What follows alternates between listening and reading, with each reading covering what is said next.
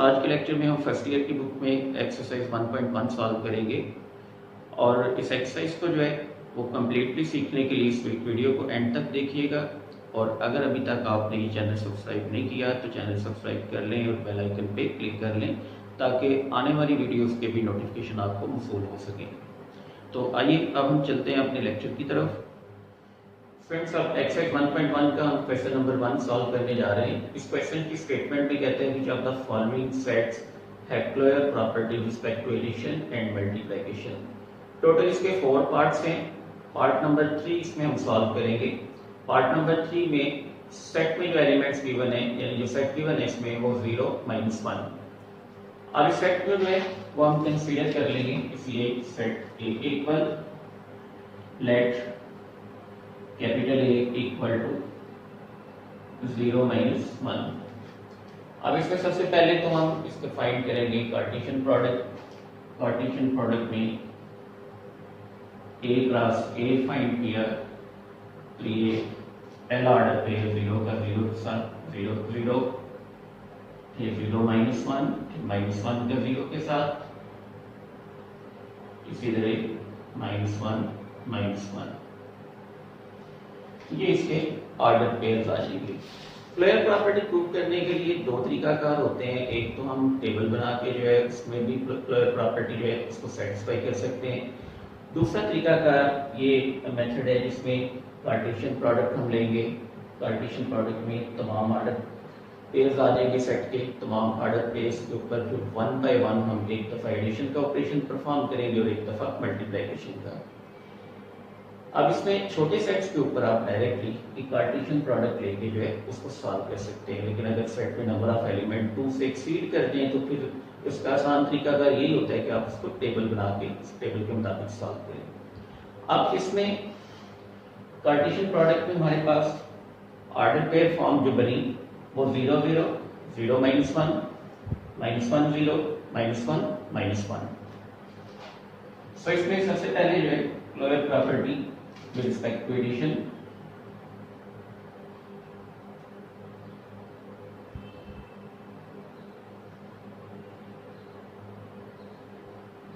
with respect to addition। अभी clear property with respect to addition जो है इसमें पहला ऑर्डर पेयर हमने उठाया वो था 0 0। इन दोनों एलिमेंट्स पे ऐड किया 0 + 0, आंसर 0 आया तो ये मेंबर निकल आएगा सेट ए का ही, it is belong to set A. इसी तरह नेक्स्ट है हमारे पास 0 -1, 0 + -1 दोनों ऐड हो गई -1, ये भी एलिमेंट आ जाएगा सेट ए का। इसी तरह नेक्स्ट है -1 0, इन दोनों को जब ऐड किया -1 + 0, अभी आंसर -1 आएगा और ये भी बिलोंग कर देगा सेट ए से। अब लास्ट वाला जो ऑर्डर पेयर है वो है -1 प्लस फिर -1, सेम साइन है, दोनों ऐड हो गए -2, but -2 does not belongs to set A. यानी इसमें हमने देखा कि क्लोजर प्रॉपर्टी लास्ट जो ऑर्डर पेयर था उस पे फेल हो गई अंडर एडिशन। सो ये सेट जो है अंडर एडिशन क्लोज नहीं है। कोई भी सेट किसी भी ऑपरेशन में उस वक्त क्लोज होते हैं जब उसके तमाम ऑर्डर पेयर के ऑपरेशन परफॉर्म करें और नया आने वाला आंसर जो है वो भी एक ऐसा एलिमेंट हो जो गिवन सेट में मौजूद हो, यानी आंसर में जो आने वाला एलिमेंट है वो गिवन सेट का ही मेंबर हो, तो उस वक्त वो सेट उस ऑपरेशन में जो है वो क्लोज होते हैं। अब चूंकि पहले तीनों में तो बिलोंग कर रहे थे, लेकिन फोर्थ जो ऑर्डर पेयर है इसमें जब हम सम लेंगे, इसका जब हमने सम लिया वो -2 आ गया which does not belongs to set A। so set A is not closed with respect to addition। इसमें ये अंडर एडिशन तो क्लोज नहीं है, so इसमें जो है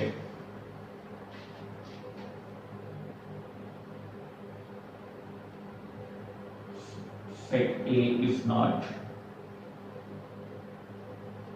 closed under एडिशन, यानी एडिशन के लिए आप प्लस का साइन जो है वो भी यूज कर सकते हैं इसमें, तो ये अंडर एडिशन जो है वो क्लोज नहीं है। अब हम इसमें बात करते हैं closure property with respect to multiplication.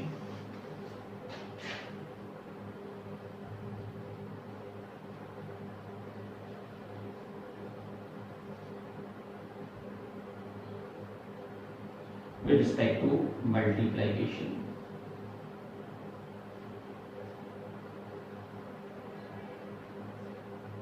Lower property with respect to multiplication जो है, अब इसमें हम तमाम जो ऑर्डर पेयर हैं इनमें एक एक ऑर्डर पेयर उठाएंगे, इनमें मौजूद जो एलिमेंट्स हैं उनको मल्टीप्लाई करेंगे। अगर तो हमारा आंसर दोबारा से गिवन सेट का ही मेंबर आ गया तो फिर ये अंडर मल्टीप्लिकेशन क्लोज होगा। अगर किसी एक ऑर्डर पेयर में भी ऑपरेशन परफॉर्म करने से आंसर जो है वो गिवन सेट का मेंबर नहीं आता तो उस वक्त वो क्लोज नहीं होगा। अब सबसे पहले तो देखें, यहाँ पे ऑर्डर पेयर में एलिमेंट्स हैं 0 0, इनको मल्टीप्लाई किया, 0 multiplied by 0 0, but 0 belong to set A. Similarly second order pair जो है वो है हमारे पास 0 -1, 0 मल्टीप्लाइड बाय -1 ये 0, so 0 also belongs to set A.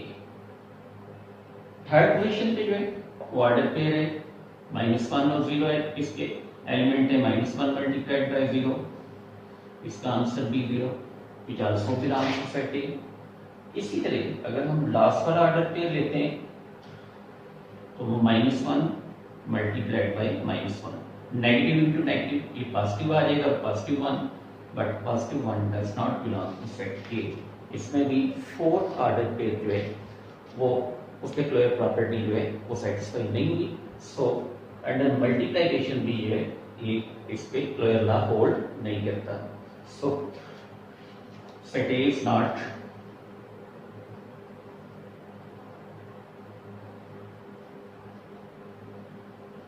Closed under multiplication, यानी ये अंडर मल्टीप्लिकेशन जो है सेट ए ये क्लोज्ड नहीं है इस सूरत में। इसी तरह पार्ट नंबर 1 पार्ट नंबर 2 जो है इसमें सिंगल सिंगल एलिमेंट हैं, उनमें भी पहले आप इसका पार्टीशन प्रोडक्ट बनाएं और तमाम जो ऑर्डर पेयर आते हैं उन पे एक दफ़ा एडिशन का ऑपरेशन परफॉर्म करें, एक दफ़ा मल्टीप्लिकेशन का। जिस सेट में भी तमाम ऑर्डर पेयर पे ऑपरेशन परफॉर्म करने से अगर तो आंसर सेट के मेंबर ही निकल आते हैं तो फिर वो सेट जो है वो क्लोज्ड होगा अंडर टेक ऑपरेशन। फ्रेंड्स अब हम एक्सरसाइज 1.1 का क्वेश्चन नंबर 4 सॉल्व करने जा रहे हैं। क्वेश्चन नंबर 4 में कहता है prove the following rules of addition. इसके दो पार्ट है टोटल। पार्ट नंबर 2 अभी हम इसमें सॉल्व करेंगे जिसमें हमने प्रूव करने a over b plus c over d equal to ad plus bc over bd। तो इस क्वेश्चन में हम लेफ्ट हैंड साइड लेते हैं। लेफ्ट हैंड साइड में फ्रैक्शंस गिवन है a over b plus c over d। अब अगर हम इसका डायरेक्ट एलसीएम लें वो एलसीएम बनता है bd। ये एलसीएम दोनों के डिनोमिनेटर में हम कंप्लीट करेंगे। फर्स्ट फ्रैक्शन के डिनोमिनेटर में भी bd कंप्लीट करने और सेकंड जो फ्रैक्शन है इसके डिनोमिनेटर में भी bd कंप्लीट करेंगे। इसके लिए इसको पहली फ्रैक्शन को जो है वो d से मल्टीप्लाई डिवाइड किया, a multiplied by d over b, इसी तरह ये b multiplied by d plus इसी तरह इसको b से मल्टीप्लाइड डिवाइड कर लिया है, ये b multiplied by c over b multiplied by d। अब ये जो हम दोनों फ्रैक्शन के डिनोमिनेटर में एलसीएम कंप्लीट करते हैं ये रूल जो है ये गोल्डन रूल फॉर फ्रैक्शन कहलाएगा। यानी इसको हम लिख लेंगे गोल्डन रूल फॉर फ्रैक्शन।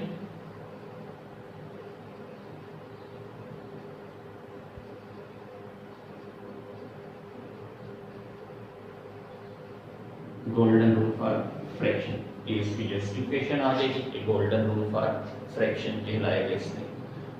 सो अब ये फ्रैक्शन बन गई AD ओवर BD और प्लस इसी तरह BC ओवर BD। सो इसको फर्दर हम इस फॉर्म में लिख सकते हैं, ये आ जाएगा AD dot 1 over BD plus BC dot 1 over BD। अब इसमें से 1 ओवर BD जो है ये कॉमन ले लेंगे। इसको जब कॉमन लिया 1 ओवर BD को तो 1 ओवर BD इंटू में ये AD प्लस BC। अब ये फॉर्म बन गई हमारे पास लेफ्ट डिस्ट्रीब्यूटिव लॉ की, यानी इन शॉर्ट इसको सिंपली जो है वो आप डिस्ट्रीब्यूटिव लॉ भी लिख सकते हैं। सो टाइप वाइज ये आएगा लेफ्ट डिस्ट्रीब्यूटिव लॉ।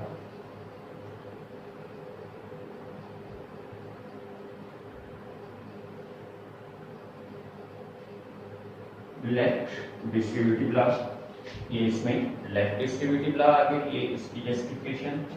अब चूंकि ये सम जो है ये इसका प्रोडक्ट 1 से आएगा, तो जब हम 1 से ऑपरेशन परफॉर्म करेंगे मल्टीप्लिकेशन किसी भी नंबर से, तो वो मल्टीप्लिकेटिव आइडेंटिटी कहलाती है प्रॉपर्टी। अब ये 1 से मल्टीप्लाई होके ये आंसर इसका आ जाएगा AD plus BC over BD। ये प्रॉपर्टी जो है मल्टीप्लिकेटिव आइडेंटिटी कहलाएगी, यानी ये मल्टीप्लिकेटिव आइडेंटिटी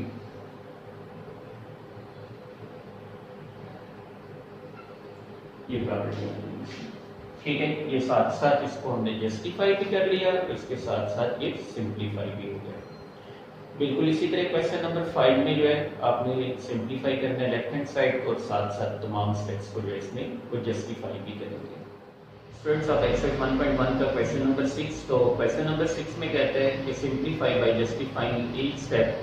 अब टोटल इस क्वेश्चन के भी 4 पार्ट्स हैं, इसमें हम पार्ट नंबर 4 जो है वो सॉल्व करने जा रहे हैं। पार्ट नंबर 4 में यहाँ पे ये जो हमें फंक्शन दिया हुआ है कि 1 over a minus 1 over b over 1 minus 1 over a dot 1 over b, यानी ये आ जाएगा 1 over a minus 1 over b over 1 minus 1 over a dot 1 over b।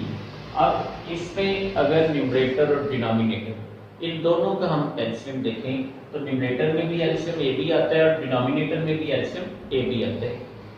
ये नंबर a b हम कंप्लीट करने के लिए जो है इसमें इसे AB से मल्टीप्लाई और AB से डिवाइड कर देंगे।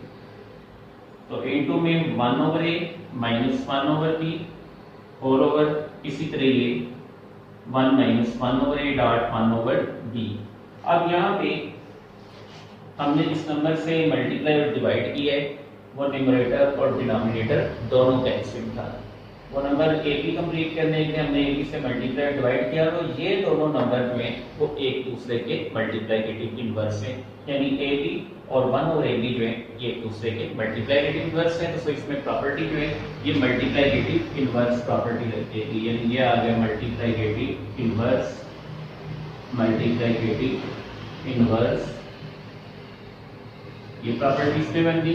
ठीक है, इस स्टेप की जस्टिफिकेशन आ जाएगी मल्टीप्लिकेटिव इनवर्स। ये ए बी जो है ये डिनोमिनेटर में आके मल्टीप्लाई हो जाएगा इसमें। तो ये अब ये नंबर आ गया ए बी डॉट इनटू में 1 over a minus 1 over b whole over. अब ये ए बी जब डिनोमिनेटर में मल्टीप्लाई होगा तो ये भी A B dot into 1 over a dot 1 over b। ये फॉर्म बन गई हमारे पास लेफ्ट डिस्ट्रीब्यूटिव लॉ की यहाँ पे भी। अब इसको लिख लेंगे left distributive law.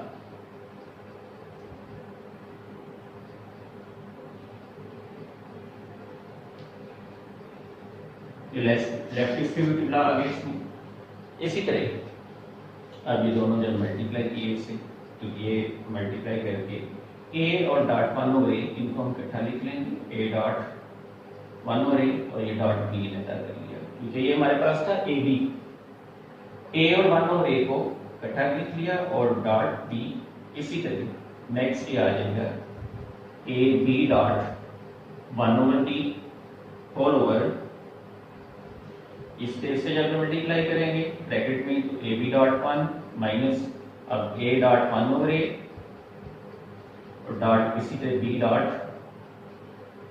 1 over b। सो अब इनमें से जो नंबर कैंसिल होते हैं वो कैंसिल करेंगे, a से कैंसिल, b से कैंसिल, यहाँ से भी b से कैंसिल और a से कैंसिल। सो ये अब बच गया 1 डॉट b माइनस इसी तरह ये a डॉट 1 ओवर में 1 डॉट a b डॉट 1 और माइनस फिर 1 डॉट 1 कैंसिलेशन के बाद। अब ये तमाम नंबर जो है वो 1 से मल्टीप्लाई हो जाएंगे। 1 डॉट बी बी आ जाएगा, ए डॉट 1 ए आ जाएगा, ए बी डॉट 1 तो 1 आ गया, माइनस 1 डॉट 1 ये भी 1 आ जाएगा।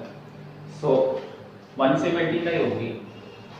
अब ये हमारे पास बच गया b minus A over A B minus 1, तो ये मल्टीप्लाइकेटिव आइडेंटिटी आ गई इसमें। इसको हम लिख लेंगे मल्टीप्लाइकेटिव आइडेंटिटी, मल्टीप्लाइकेटिव आइडेंटिटी। ठीक है, लास्ट स्टेप जो है इसकी जस्टिफिकेशन जो है ये आ जाएगी मल्टीप्लाइकेटिव आइडेंटिटी। बिल्कुल इसी तरह इसका पार्ट नंबर 1, पार्ट नंबर 2 और पार्ट नंबर 3 जो है वो सॉल्व करना है और साथ हर एक स्टेप को आप इसमें भी जस्टिफाई करेंगे। स्टूडेंट्स, उम्मीद है कि एक्सरसाइज 1.1 के क्वेश्चन नंबर 4 से 6 तक इससे तमाम पार्ट्स का कंसेप्ट अब आपको क्लियर है। अगर फिर भी इस लेक्चर के हवाले से आपने कोई क्वेश्चन पूछना हो तो वीडियो के कमेंट सेक्शन में जाके आप कमेंट कर सकते हैं। वीडियो को लाइक करें, अगर अभी तक आपने चैनल सब्सक्राइब नहीं किया तो चैनल को सब्सक्राइब करें। अपना ख्याल रखिएगा। अल्लाह हाफिज़।